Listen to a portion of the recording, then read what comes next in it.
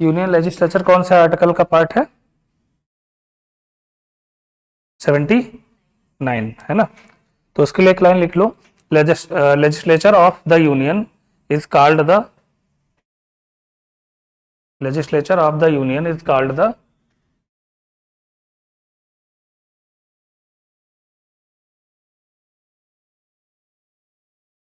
legislature of the union is called the,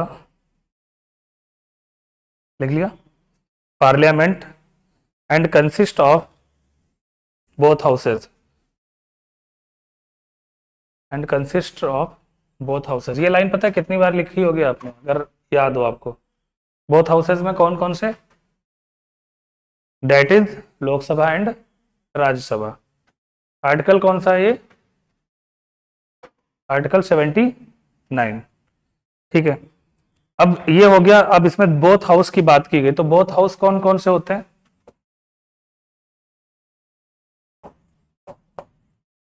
कौन से हो जाएंगे? राज्यसभा एंड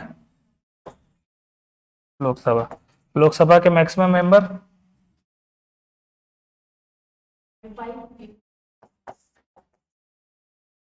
अभी कितने हैं?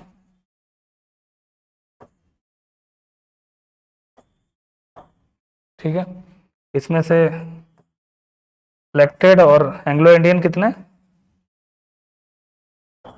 जो कि अब नहीं है।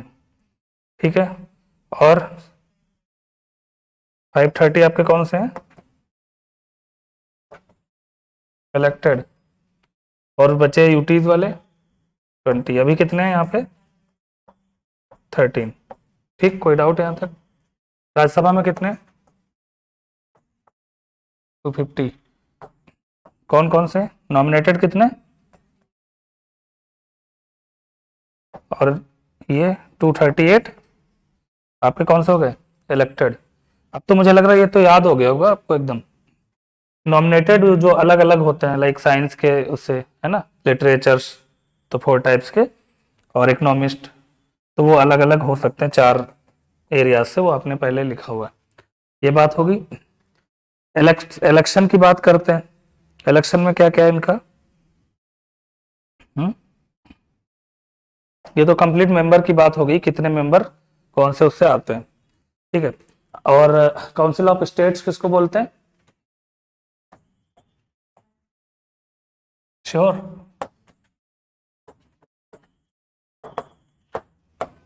और ये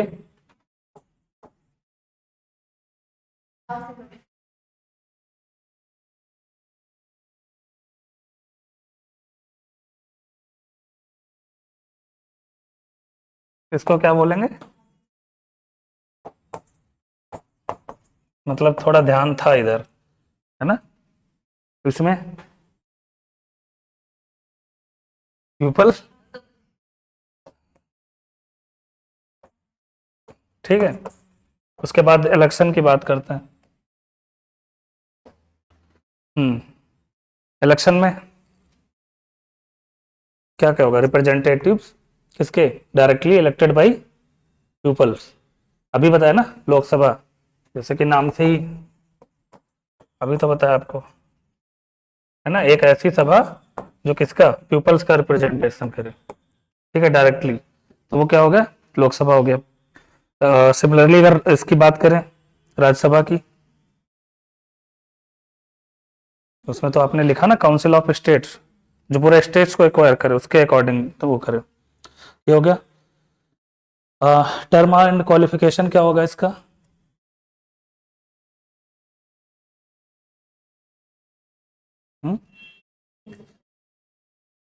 क्वालिफिकेशन की अगर बात करें, जो आपका कौन सा आर्टिकल है? आर्टिकल 84। क्या है क्वालिफिकेशन? तो पहला क्या? सिटीजन ऑफ, एज कितनी? सोच लो। प्रेसिडेंट की कितनी? Vice president? ठीक है, और इनकी कितनी?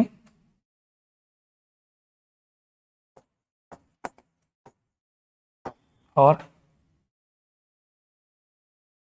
हम्म, ये किसके लिए? ठीक है, राज्यसभा के लिए।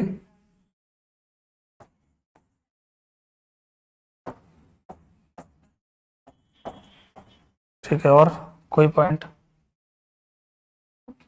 हम्म,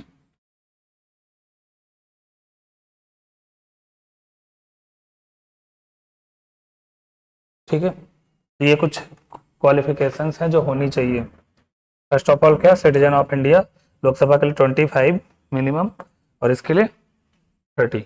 ये क्या है, मिनिमम, ये एज होनी चाहिए, ये आपका क्वालिफिकेशन का। उसके साथ साथ कुछ बिल्स होते हैं, बिल की बात कर लेते हैं, है ना। तो बिल किस टाइप के होते हैं? एक ऑर्डिनरी बिल होता है, एक financial bill, financial constitutional amendments होते हैं। तो ऑर्डिनरी बिल क्या है? देखो, बिल की बात करें तो जो आपका ऑर्डिनरी बिल है,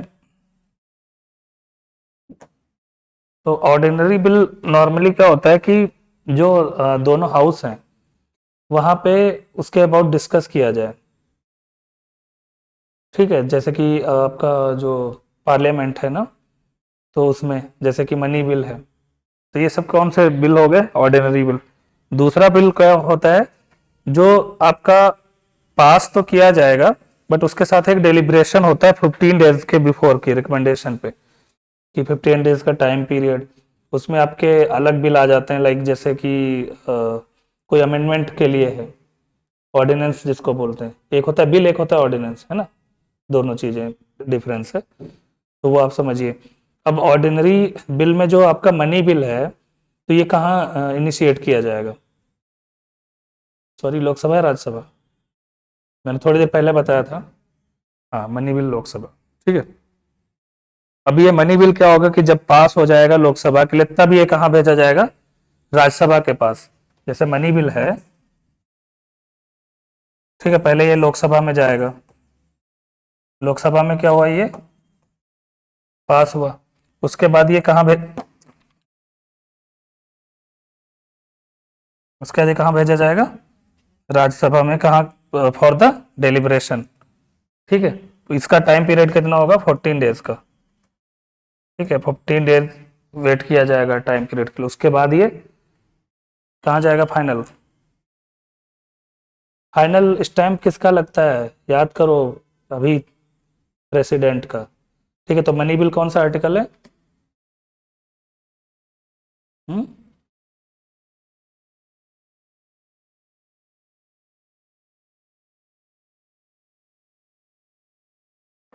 आर्टिकल 111, याद रखना। श्योर? 110 या 111? ठीक है, 111 क्या करता है? स्टिपुलेट्स करता है मनी बिल को। ठीक है, कि अब ये यहाँ से रिटर्न आ गया या हाउस से वापस आ गया, अब ये कहाँ जाएगा? किसके पास जाएगा? यहाँ से। यहाँ से अब ये 14 डेज की डेलिब्रेशन के बाद वापस आ गया, कहाँ पे? हाउस में। हाउस में कहाँ पे? अब यहाँ से कहाँ जाएगा फाइनल? प्रेसिडेंट के पास। ठीक, ये कौन सा आर्टिकल होगा?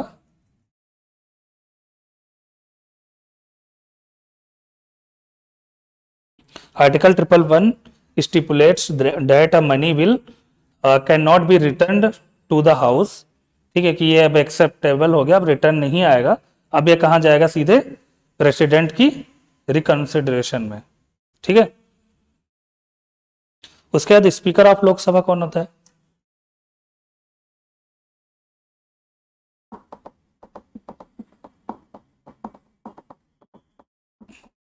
कौन होता है? प्रोटम स्पीकर जिसको बोलते हैं, है ना। जो नॉर्मली आपका हाउस का सीनियर मोस्ट मेंबर माना जाता है ना, उसको बनाया जाता है, उसके लिए भी इलेक्शन होता है। और इसके लिए क्या आप बता सकते हैं? ये जो है किससे इलेक्टेड बाय हाउस, उसी मेंबर से इलेक्टेड होगा ना। और लोकसभा के मेंबर में से ही चुना जाता है, ये पॉइंट हो गया। और कुछ?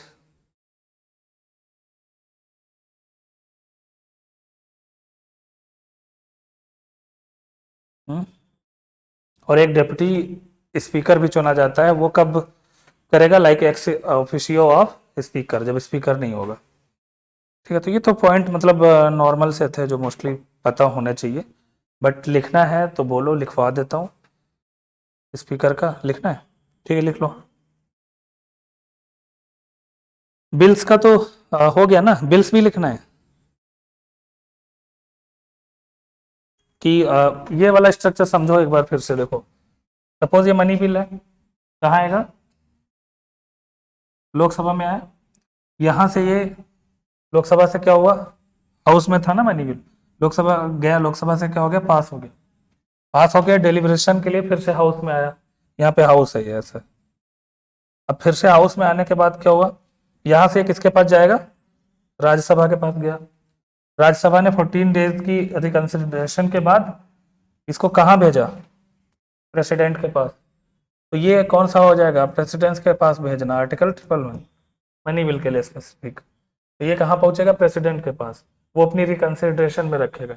अब उसके पास जो पावर्स हैं कि या तो वो इसको होल्ड कर सकता है, ठीक है, या हाउस को वापस भेज सकता है कंसिडरेशन के लिए वापस से, या फिर इसको डिले कर सकता है अपने पास, डिले लाइक होल्ड करके, ठीक है, या फिर इसको वापस इनको भेजेगा किस लिए, कि आप इसको थोड़ा और विचार करके ठीक से करके अमेंड करके वापस भेजो। तो ये है, और नॉर्मली समझो जो मनी बिल है उसको डिनाई नहीं किया जा सकता, वो करना ही पड़ेगा, तो ये डिनाइड नहीं होगा मनी बिल। अदर बिल्स के लिए हो सकता है, ये चाहें तो इनके पास एक पावर है, इसको खत्म भी कर सकते हैं, बट मनी बिल नहीं खत्म।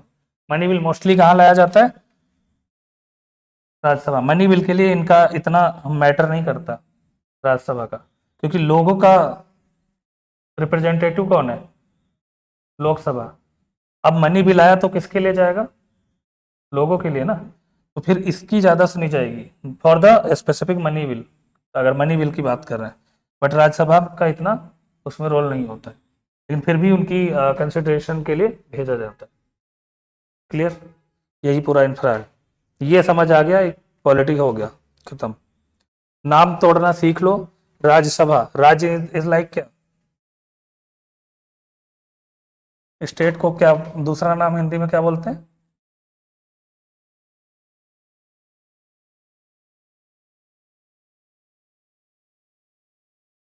राज्य, तो राज्यों की सभा,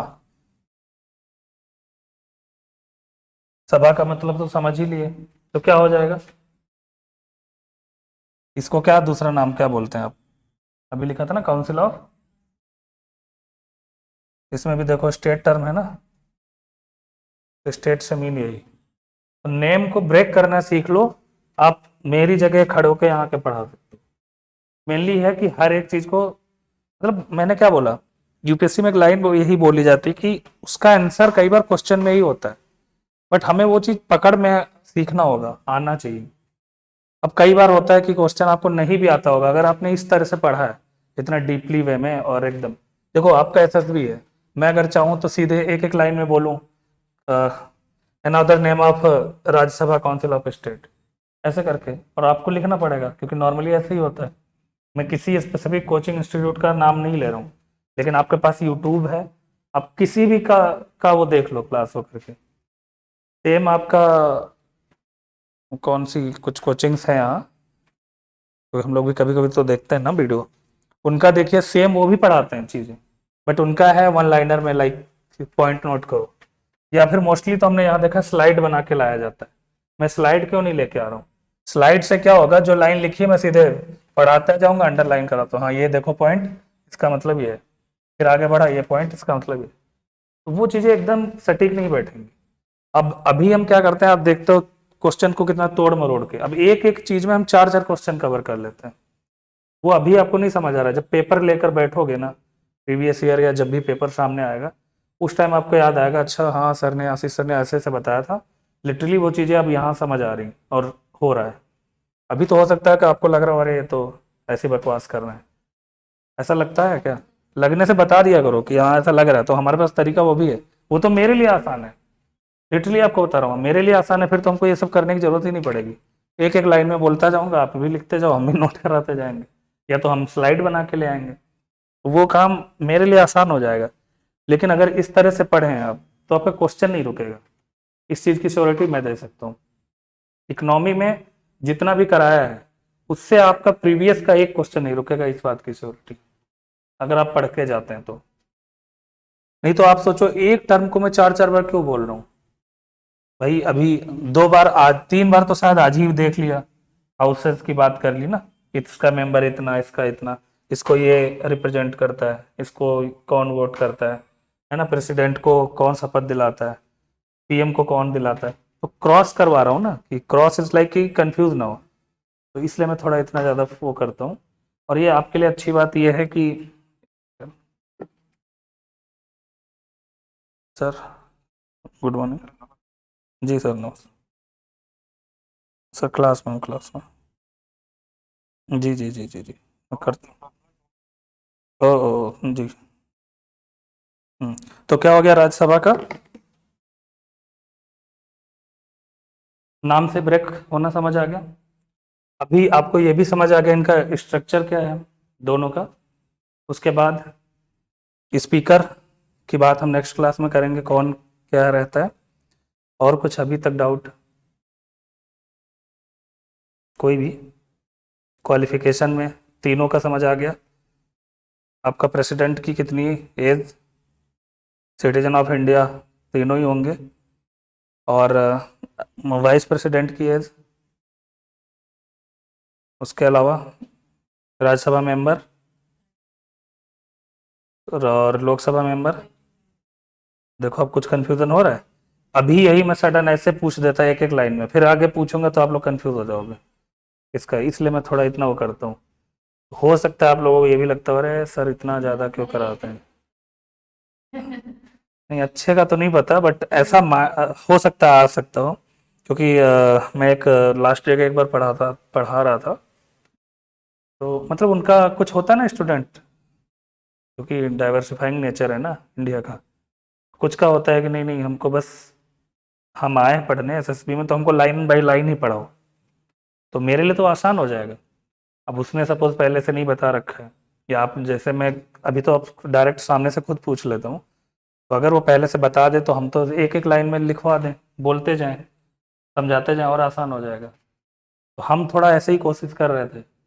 उसको लगा कि सर ये तो ऊपर से हमारे ज़्यादा जा रहा है, उसने आगे एडमिन में बोल दिया, यहाँ की बात नहीं है दूसरी जगह। तो हमने कहा ठीक है, ऐसा तो करने से फिर नेक्स्ट डे हम स्लाइड बना के ले जाने लगे, तो फिर वो और जल्दी सिलेबस हो गया। मतलब जो काम हम अभी अप्रॉक्स 10 डेज में करने वाले थे, तब वो 5 डेज में हो गया।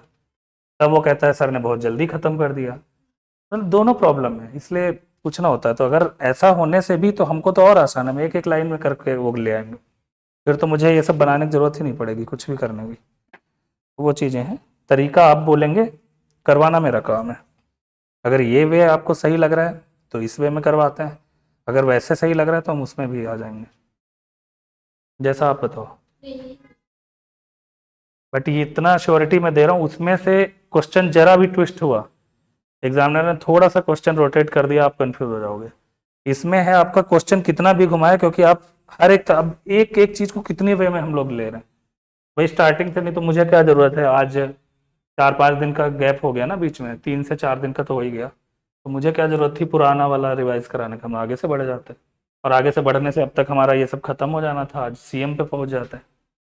लेकिन हमारा क्या है कि हमको जल्दी नहीं करना है, हम ऐसे पढ़ाने वाले हैं कि चीज़ें क्लियर रहें, कि कल को आप आके ये जरूर बोलो कि अरे आशीष सर ने पढ़ाया था, क्वेश्चन सारे हो पाए हमसे। तो वो चीज़ें, बाकी तो रिश्वत आपने दी नहीं है, तो काम तो हम फिर वैसे ही करेंगे, है ना। अरे मैं मजाक वाली बात कर रहा हूँ, इसमें हंसना था। तो आप लोग तो मजाक भी नहीं समझते हो शायद। एक्चुअली हम थोड़ा जैसे यूपीएससी के उससे रहे ना, पहले हमको मजाक करना आता भी नहीं था सीरियसली। क्लास में सिर्फ जाता था एकदम सीरियस होके, चलो कहाँ थे, पढ़ो। तो सब चीज़ें हैं। आगे हम किसको देखेंगे? कैग को, सीएजी। सीएजी पार्ट अभी सुन के आपको कहाँ याद आ रहा है, कहीं पढ़ा है आपने? हमने वहाँ एक लाइन बोली थी सीएजी के बारे में, आगे पढ़ेंगे, याद आया? कहाँ पढ़ा था?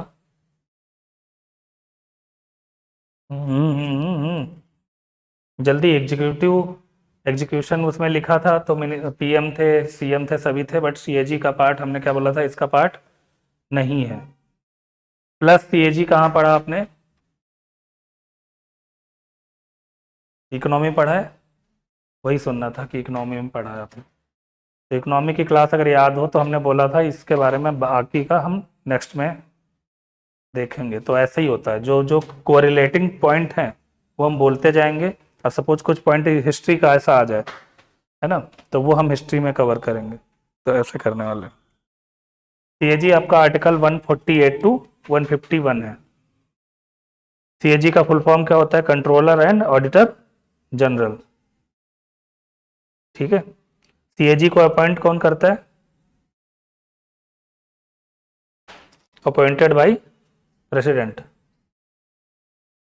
ठीक है। और ये क्या करता है, जो रिसीट एंड एक्सपेंडिचर है यूनियन और स्टेट गवर्नमेंट की, उनके बारे का उनके अबाउट पूरा डेटा रखता है। कौन कौन? जो आपकी यूनियन और स्टेट्स हैं सभी का पूरा रिसीट का, एक्सपेंडिचर का डेटा किसके पास होगा?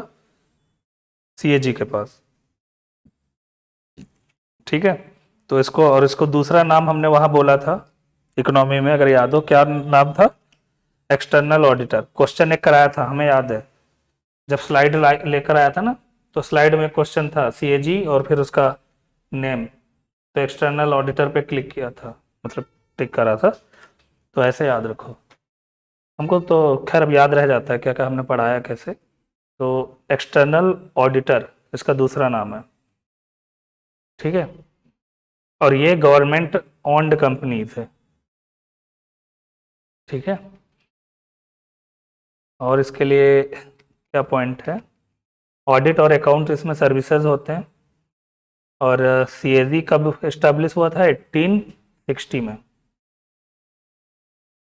ठीक है। ये हम कल पॉइंट लिखा देंगे, बट अभी एक ओवरव्यू ले रहे हैं क्या क्या था इसमें।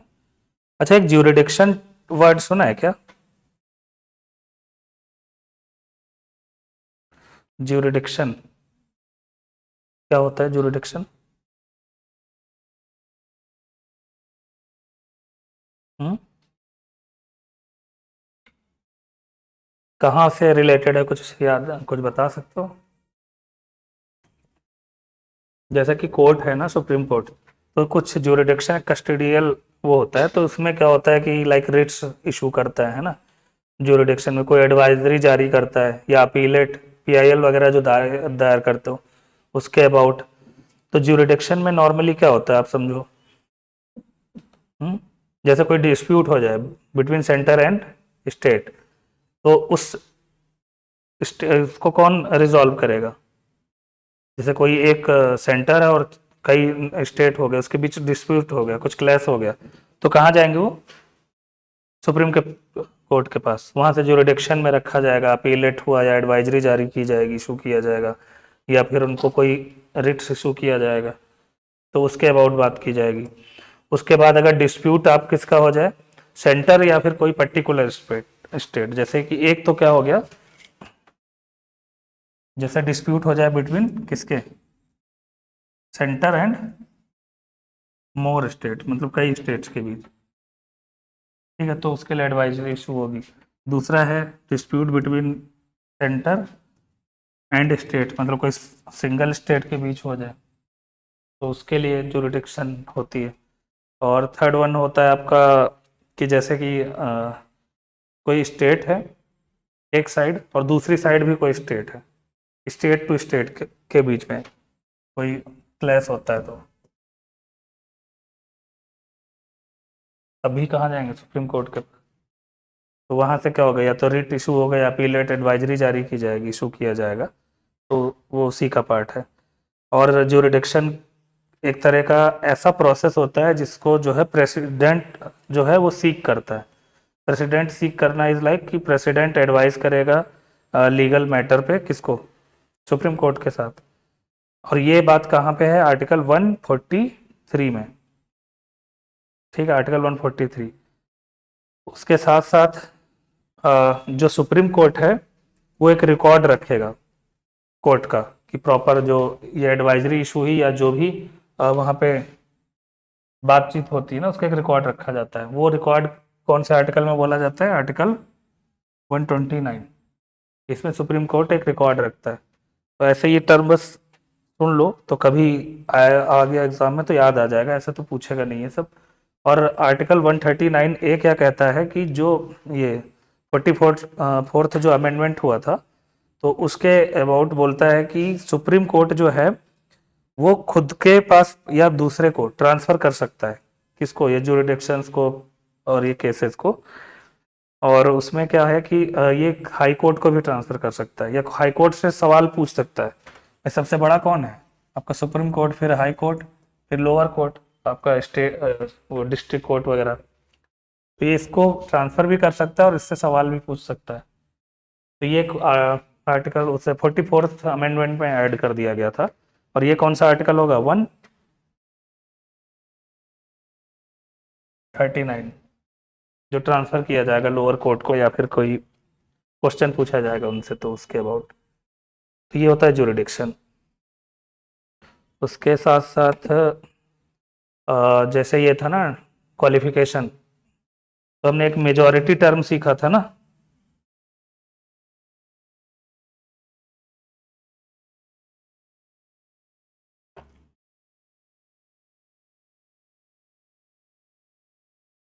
हेलो।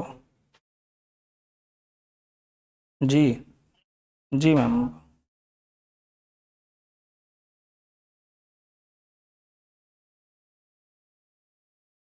हम्म। ओ ओ ठीक है, मैं 10 मिनट में भेजता हूँ, क्लास में हूँ अभी।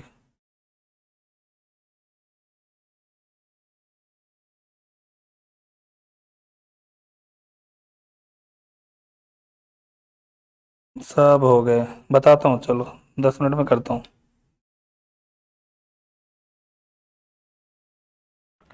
ठीक है। तो उसमें लास्ट में एक पढ़ा होगा 2/3 मेजोरिटी। तो इसमें जो रहेंगे ये पार्लियामेंट के मेंबर्स बोथ हाउस के, तो इनको मेजोरिटी कितना होता है वोटिंग प्रेजेंट का, कितना चाहिए मेजोरिटी के लिए? 2/3। ठीक है। और फर्स्ट जज कौन थे जो ये आया था ज्यूरिडिक्शन इसके अगेंस्ट में? वी रामास्वामी। कब की बात है? 1993। ठीक है। तो नेक्स्ट क्लास में हम सीएजी हो गया, अब पढ़ेंगे attorney general of India, AGI, उसके बारे में। लेकिन हम उससे पहले कल सीएजी के कुछ पॉइंट और कुछ point attorney general of India के लिखेंगे। फिर उसके बाद हम आ जाएंगे, अभी क्या यूनियन लेजिस्लेचर हो गया, तो अब आएंगे स्टेट लेजिस्लेचर। तो स्टेट लेजिस्लेचर में आपका क्या होगा? जैसे गवर्नर हुआ, तो गवर्नर कौन सा आर्टिकल है? आर्टिकल 163।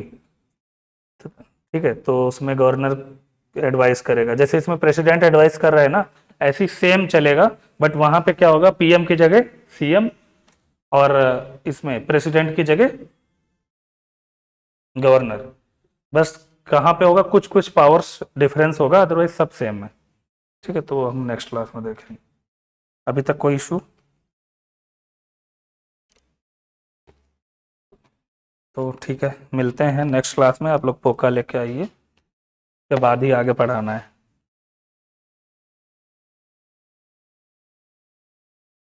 आप नहीं गए थे फिर वहाँ? ओ,